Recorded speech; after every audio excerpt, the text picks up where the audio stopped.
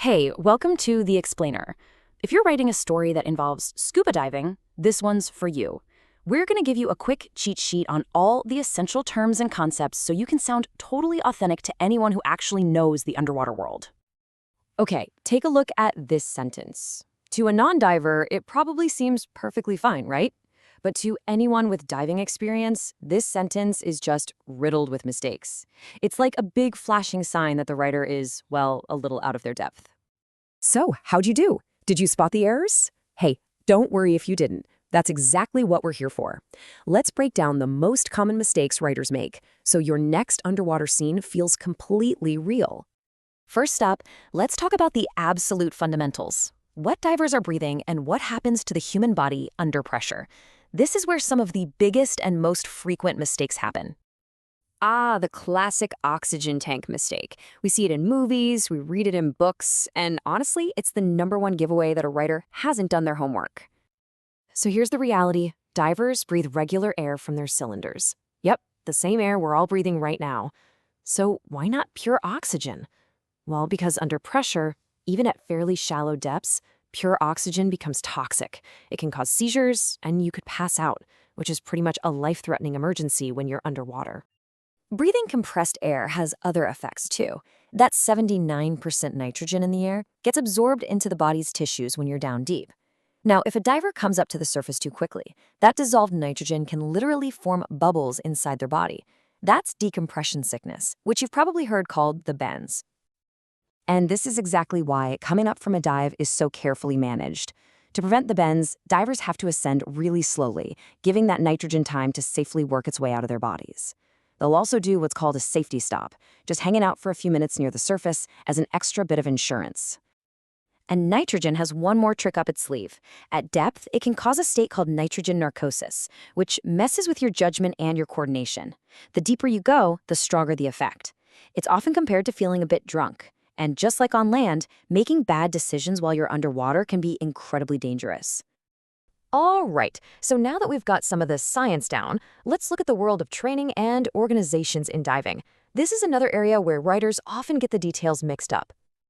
You'll often see PADI, that's the Professional Association of Diving Instructors, quoted as if it's the official governing body for the entire scuba industry. This is a really common misconception. The reality is, PADI is a for-profit company. It's a business that sells its own training programs. Now, it is the biggest and most well-known, for sure, but it's just one of many competing training agencies, like SSI or NOWI. Think of it like a brand name, not a governing body. This leads us right into the next mistake, the idea of a scuba license. It kind of feels like the right word to use, but in the diving world, it's just not correct. Here's the key difference. A license is an official document from the government. But a scuba certification is proof that you've completed training from a private company, like PADI. In most places, diving is self-regulated by the industry, not legally required by the government. So divers carry a certification card, or what they call a C card, not a license. Okay, let's get into the mechanics. One of the most counterintuitive parts of diving for people to wrap their head around is how divers actually control where they are in the water. This is going to sound totally backwards, but it's true. To go down, a diver adds little puffs of air into their vest. It's called a BCD, a buoyancy control device. As they descend, the water pressure squeezes the air in that BCD, so they have to add more just to stay level. Then, to go up, they release air. As they ascend, the air in their BCD expands, and if they don't let it out, they risk shooting to the surface, which is extremely dangerous. All right, let's talk about gear and how divers move. Just like with the air they breathe, using the right words for the equipment makes a huge difference in your writing.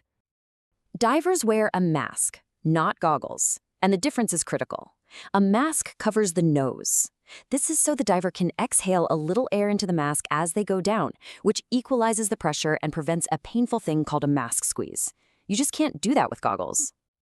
And here are 2 more quick fixes for you. We already covered this, but it's so important I'll say it again. It's an air cylinder, not an oxygen tank. And on a diver's feet, you'll find fins. The word flippers? Yeah, let's leave that one for the dolphins. Okay, finally, let's talk about movement. A good experienced diver moves slow and steady to conserve air. That means they get around almost entirely by using their fins, with slow, efficient kicks. Their arms are usually held still, maybe crossed or just at their sides. They are not swimming with their arms like they're in a pool. Our last point is a really fundamental one.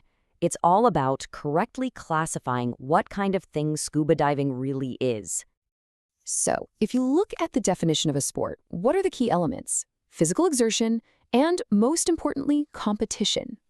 Scuba diving has neither of those. There is no competition at all, and the entire goal is to minimize physical exertion so you can conserve air and have a longer, more relaxing time underwater. That's why it's not a sport. It's a recreational activity, much more like hiking or birdwatching. So here it is, your complete cheat sheet. Remember this. Divers breathe air. They earn a certification. They wear a mask, carry a cylinder, and use fins. And scuba diving is a recreational activity.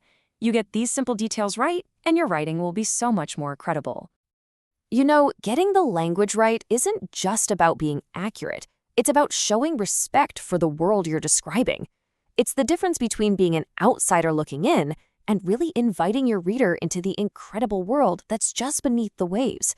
So now, what story are you going to tell?